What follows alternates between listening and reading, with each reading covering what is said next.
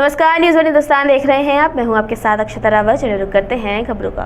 उत्तराखंड के राज्य मंत्री ज्योति प्रसाद गैरोलाई कार्यक्रम में शिरकत करने मसूरी पहुंचे। यहां पर उन्होंने पत्रकारों से वार्ता करते हुए बताया कि पूरे देश में भारतीय जनता पार्टी का संगठन पर्व का कार्यक्रम चल रहा है, जिसके तहत प्राथमिक सदस्यता के कार्यक्रम को पूरा हो चुका है और सक्रिय सदस्यता के कार्यक्रम चल रहा है और धीरे धीरे बूथ इकाई के गठन की भी तैयारी की जा रही है। उन्होंने कहा कि हर बूथ पर भारतीय जनता पार्टी के कार्यकर्ताओं की एक कमेटी गठित की जाएगी, जिनके द्वारा बूथ स्तर पर अलग अलग कार्यक्रम दिए जाएंगे, जिससे पार्टी को बूथ स्तर पर और मजबूत किया जा सके। उन्होंने कहा कि हर वर्ष 6 वर्ष में पार्टी संगठन का पर्व आयोजित किया जाता है, जिसको सफल बनाने के लिए सभी कार्यकर्ता काम कर रहे हैं। उन्होंने कहा कि केदारनाथ उपचुनाव में भारतीय जनता पार्टी के प्रत्याशी भारी मतों से जीतने जा रहे हैं। पार्टी का कार्यकर्ता पूरी जी जान से लगा हुआ है और गाँव-गाँव जाकर लोगों को बीजेपी की नीति और केंद्र राज्य सरकार के द्वारा चलाए जा रहे जन कल्याणकारी योजनाओं के बारे में बताया जा रहा है।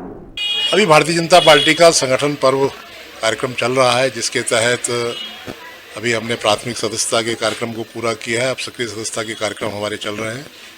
अब धीरे धीरे बूथ इकाई के गठन की ओर हम जा रहे हैं और बूथ इकाई हमारी 20 से गठन की प्रक्रिया शुरू हो जाएगी।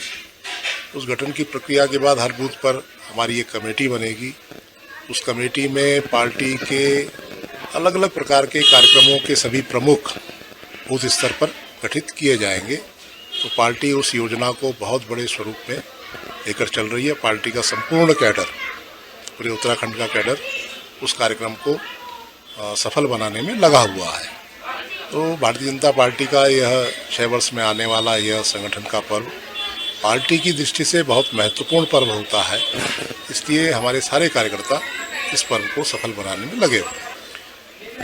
देखिए, भगवान केदारनाथ की इस पवित्र भूमि पर जो यज्ञ संपन्न होने जा रहा है, भारतीय जनता पार्टी निश्चित तौर पर उसमें भारी सफलता प्राप्त करने की ओर आगे बढ़ रही है। Bureau report, news one Hindustan Mussoorie. Vaishali में एक स्कूल बस में आग लग गई। दमकल की गाड़ियों ने आग बुझाई, किसी के हताहत होने की खबर नहीं। मुख्य अग्निशमन अधिकारी राहुल कुमार ने बताया कि हमें फायर स्टेशन वैशाली में सूचना मिली कि कौशाम्बी थाना अंतर्गत श्री रेजिडेंसी के पीछे एक स्कूल बस में आग लग गई है। तुरंत हमारी 2 गाड़ियां मौके के लिए रवाना हुई। बस में 14 से 15 बच्चे सवार थे, सभी को बचा लिया गया है। मामले में किसी के हताहत होने की सूचना नहीं है। मुझे फायर स्टेशन वैशाली पे सूचना प्राप्त हुई थी। कौशाम्बी थाना अंतर्गत श्री रेजिडेंसी है, वहाँ पे एक स्कूल बस में आग लगी है। तत्काल हमारी 2 गाड़ियाँ FSO की घटनास्थल पर पहुंची। वहाँ जाके देखा तो आग में पूरी तरह से आग फैली हुई थी, जिसको तत्काल 2 होस फैला के आग बुझाना शुरू किया।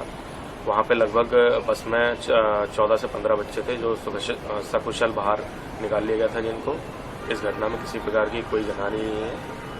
Bureau report, news one Hindustan Delhi. प्रदेश मीडिया प्रभारी मनवीर चौहान ने जानकारी देते हुए बताया कि अपने 5 दिवसीय प्रवास के दौरान प्रदेश अध्यक्ष महेंद्र भट्ट ने आज दर्जनों जनसंपर्क अभियान एवं नुक्कड़ सभाओं में शिरकत की। चुनाव प्रचार के दौरान अगस्त्यमुनि ब्लॉक के ग्राम बर्मावाड़ी केकरा मौसम में कार्यकर्ताओं को संबोधित करते हुए उन्होंने समाज एवं देश के जयचंदों को हराने का आह्वान किया। देव मूवी की तरह केदारनाथ की सनातनी जनता राष्ट्रवादी विचारों के साथ चलती है। कांग्रेस और विपक्ष के देश विरोधी सनातन विरोधी कृत्य को वो अच्छी तरह देखती आई है। कांग्रेस के 60 साल के शासन पर निशाना साधते हुए उन्होंने कहा कि पहले सिर्फ घोषणाएं होती थी, अब विकास को जनता अपने आसपास देखने के साथ महसूस भी कर रही है। वहां प्रचार अभियान को धार देने पहुंचे गढ़वाल सांसद अनिल बलूनी ने मीडिया से बातचीत करते हुए कहा कि हमने लोकसभा चुनाव के दौरान भी केदारनाथ क्षेत्र में बड़ी जीत दर्ज की थी। देखिए, कुछ ही समय पूर्व लोकसभा का चुनाव हुआ है और केदारनाथ विधानसभा में भारतीय जनता पार्टी को एक बड़े बहुमत के साथ विजयी भी बनाया और हम लोगों ने केदारनाथ विधानसभा में सब जो यहाँ के मतदाता उनसे आग्रह भी किया था कि आप हम लोगों को मतदान हमारे लिए कीजिए। हम केदारनाथ विधानसभा में विकास के भी काम करेंगे और जो यहाँ की समस्याएं हैं उन समस्याओं के निवारण के लिए काम करेंगे। हमने उसके लिए निवारण के लिए काम भी शुरू किया है। बड़ी संख्या में जो यहाँ सड़कें बननी है, उनमें जो वन विभाग की आपत्तियाँ है उनका निस्तारण किया जा रहा है। यहाँ पर किस तरह से और काम तेजी से उसके लिए काम किया जा रहा है।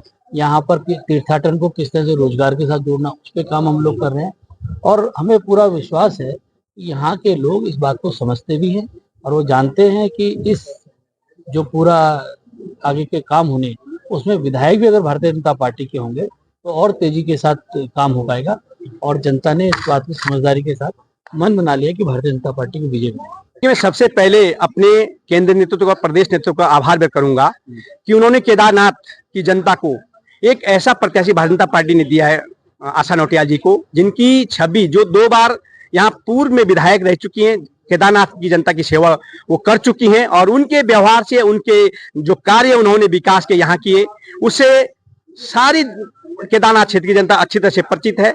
लेकिन दूसरी तरफ हम केदारनाथ क्षेत्र के जो कांग्रेस के जो चुनाव लड़ रहे हैं मनोज रावत जी, उनकी की छवि की हम बात करें तो केदारनाथ की जनता बहुत अच्छी तरह से जानती है कि उन्होंने उनका जो 5 साल का कार्यकाल था, उस कार्यकाल के दौरान उन्होंने क्या काम किए, क्या नहीं किए। अपने स्वयं का तो विकास जरूर किया है, लेकिन केदारनाथ क्षेत्र कहीं भी कोई विकास के कार्य उनके कार्यकाल में नहीं हुए, ये यहाँ केदारनाथ की क्षेत्रीय जनता जानती है और इसका जवाब 20 तारीख को देने वाली है। Bureau report, news on Hindustan, Rudraprayag. Deoli Uniara विधानसभा क्षेत्र के उपचुनाव के दौरान एक मतदान केंद्र पर एसडीएम चौधरी को निर्दलीय प्रत्याशी द्वारा थप्पड़ मारने के मामले में आरएएस एसोसिएशन लामबंद हो गई है। एसोसिएशन ने घटना की कड़े शब्दों में निंदा करते हुए निर्दलीय प्रत्याशी नरेश मीणा को गिरफ्तारी की मांग की। राजस्थान प्रशासनिक सेवा एसोसिएशन के अध्यक्ष महावीर खराड़ी ने कहा कि हमारा पूरा कैडर गुस्से में है। जिस तरह से निर्दलीय उम्मीदवार नरेश मीणा ने एरिया मजिस्ट्रेट ड्यूटी पर मौजूद एसडीएम को थप्पड़ मारा, हमने मुख्य निर्वाचन अधिकारी से मुलाकात की और चुनाव नियमों के अनुसार सख्त कार्रवाई की मांग की। रोष तो बेशक है, हमारा पूरा केडर बहुत गुस्से में है। जिस तरह से निर्दलीय प्रत्याशी देवली उनियारा में नरेश मीणा द्वारा हमारे एसडीएम जो एरिया मजिस्ट्रेट की ड्यूटी पर थे, वहां पे चुनाव कार्यों का निर्वहन कर रहे थे, अपने कर्तव्य पर थे, वो उनके साथ हाथापाई करी, उनको थप्पड़ मारा नरेश मीणा द्वारा। उससे न केवल आरएएस अधिकारी बल्कि आईएएस अधिकारी, आरपीएस अधिकारी और सारे कर्मचारी काफी रोष में है। हमें सारे संगठनों का समर्थन प्राप्त हो रहा है। हम आज मुख्य निर्वाचन अधिकारी महोदय से मिले, उनसे कड़ी कार्रवाई इलेक्शन नियमों के तहत करने की मांग करी है हमने, और हमने उनको निवेदन किया है कि तुरंत उसकी गिरफ्तारी होनी चाहिए।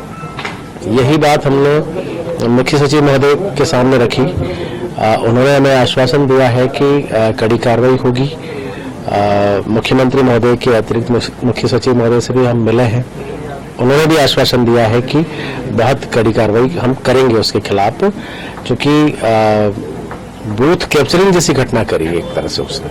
आरएएस एसोसिएशन के महासचिव नीतू राजेश्वर ने कहा कि एसोसिएशन ने सरकार में विभिन्न स्तरों पर इस मुद्दे को उठाया है। हमने कार्रवाई की मांग की और हमने सभी स्तरों से सकारात्मक प्रतिक्रिया मिली।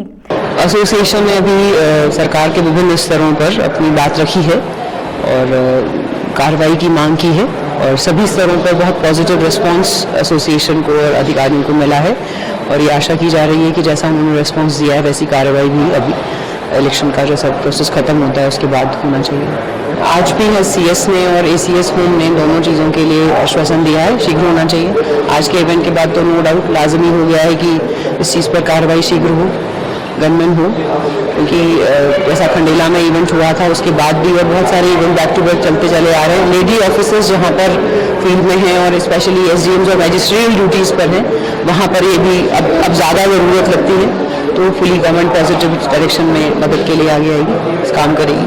अजमेर रेंज के आईजी ओम प्रकाश ने कहा कि घटना के बाद 4 मामले दर्ज किए गए हैं और अब तक 60 लोगों को गिरफ्तार किया गया है। तकनीकी साक्ष्य के आधार पर अन्य आरोपी को भी गिरफ्तार करने के प्रयास जारी है। करीब 10 पुलिसकर्मी मामूली रूप से घायल हुए हैं और उन्हें प्राथमिक उपचार के बाद छुट्टी दे दी गई है। अब तक का जो घटनाक्रम है उसमें कल जो घटनाकारी थी उसके बाद में 4 प्रकरण दर्ज किए गए हैं, और इन प्रकरणों में अभी तक जो है 60 व्यक्तियों की गिरफ्तारी की गई है, और इनका मेडिकल और इनका जो टेक्निकल एविडेंस के बेस पे इनके खिलाफ जो अरेस्ट के बाद जो बाकी लोगों का उनको भी गिरफ्तार करने की कार्रवाई जो है की जा रही है।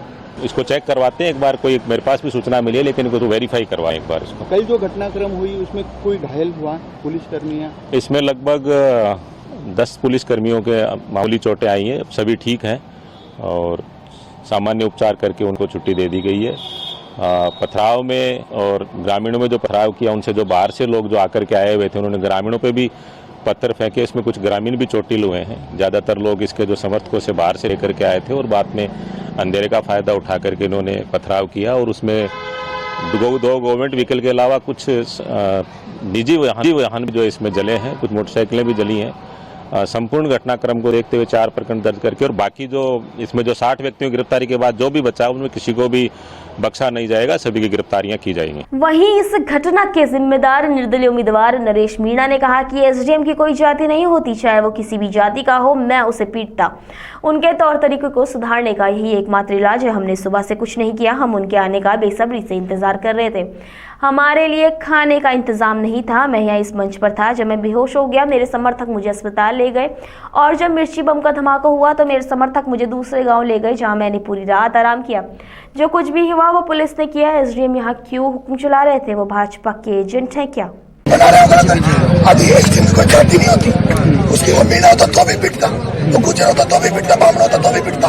अधिकारी कर्मचारी को जाति नहीं होती, ऐसे इलाज। अरे तो देश में लोकतंत्र फिर किस काम का रहा नरेश जी? अगर आप ही कानून उठाओगे अपने हाथ में तो काम कैसे होगा? लोकतंत्र हमारे लिए नहीं है, लोकतंत्र बड़े लोगों के लिए है। लेकिन कानून के दायरे में कर सकते थे ना आप, क्योंकि कानून के दायरे में वो चुनाव के मीडिया वाले जो आते सुबह से कानून के दायरे में कर रहे थे, शांति से बैठे थे। कलेक्टर आए नहीं, सुने नहीं, पुलिस हमारा खाना नहीं आने थे, उसको तो आपको नहीं छाप रहे। हम यहाँ से बेहोश हो गया था, इसी मंच पे था। माताएं बहने मेरे को यहाँ से घेर के इस मकान में ले गई। यहाँ ब्लास्ट हुआ है मिर्ची बम का। ब्लास्ट होने के बाद मुझे उठा के मेरे युवा साथी खेतों से 5 किलोमीटर एक गाँव यहाँ पे पास में, उस गाँव में ले जाकर मेरे को सुलाया था। इसके बाद अभी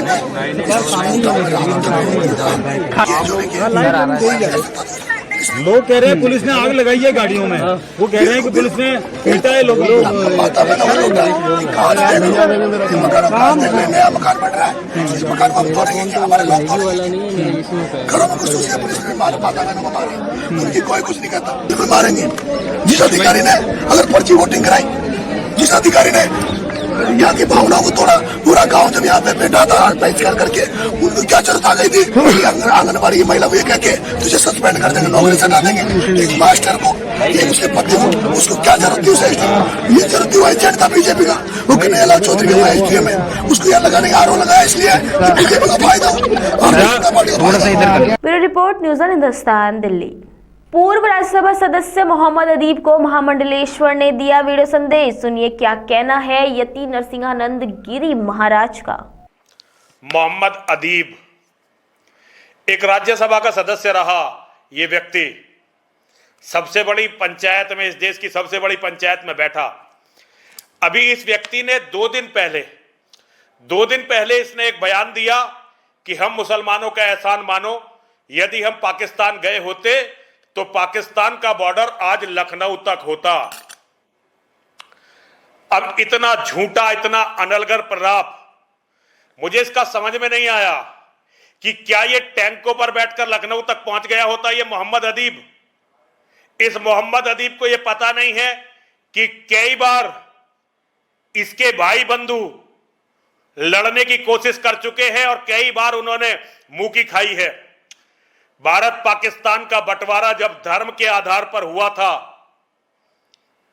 तो जितनी मुस्लिम आबादी उस समय भारत की थी, हमारे बड़े बुजुर्गों ने, जिसमें अब जो भी है, वैसे तो बड़े बुजुर्गों ने हमारे नहीं थे, हमारा गद्दार गांधी और गांधी के चेले, मानवता के इतिहास का सबसे बड़ा गद्दार गांधी, मोहम्मद गांधी और उसके चेले, उसके चेलों ने इतना बड़ा विश्वासघात किया था कि मुसलमानों की जितनी आबादी थी उससे अधिक, लगभग 1.5 गुनी जगह पाकिस्तान के नाम पर, पाकिस्तान और पूर्वी पाकिस्तान जो बांग्लादेश बन गया है, दे दी गई थी।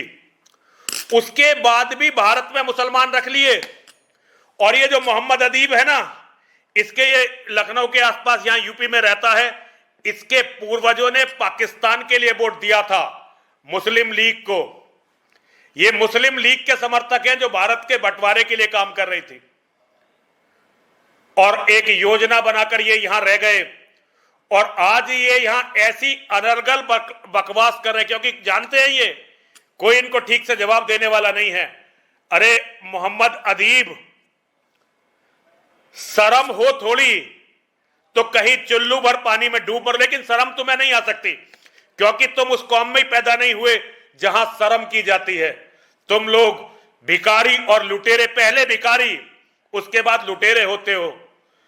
भीख मांगकर भारत में रुक गए बंटवारे के समय, और हमारे बाप दादा ज्यादातर गांधी के मानने वाले थे, गांधी के भक्त थे। उन्होंने सोचा कि ये गांधी जो कह रहा है सही कह रहा होगा, और तुम यहां रह गए। और आज तू कह रहा है कि अगर तू वहां चला गया होता तो लाहौर की जगह पाकिस्तान का बॉर्डर लखनऊ तक होता। अरे तुम जब खतरा हो हमारे लिए, जब तुम इस देश में रहते हो। अगर हमारे बीच में हमारे भाई बन के नहीं रहे होते तो तुम 2 कौड़ी के मोहम्मद अदीब, तुम कहीं भिखारी की तरह भीख मांग रहे होते कहीं। राज्यसभा तो छोड़ो, मुजाहिर कहलाए जाते और भिखारियों की हालत में पाकिस्तान में रह रहे होते। मुजाहिर होते, मुजाहिर। Bureau report, news one Hindustan, Haridwar. अभी के लिए इतना ही। आगे खबरों के लिए बने रहिए न्यूज़ वन हिंदुस्तान के साथ। अब तक के लिए नमस्कार। आप देख रहे हैं न्यूज़ वन हिंदुस्तान। जिला प्रशासन के सहयोग से डलमऊ नगर पंचायत द्वारा आयोजित प्रांतीय कार्तिक पूर्णिमा मेला एवं डलमऊ महोत्सव में आए समस्त श्रद्धालुओं एवं रायबरेली जनपद वासियों का हार्दिक स्वागत एवं अभिनंदन। आप सभी श्रद्धालुओं से अनुरोध है कि इस महोत्सव को सफल बनाने में प्रशासन का सहयोग करें।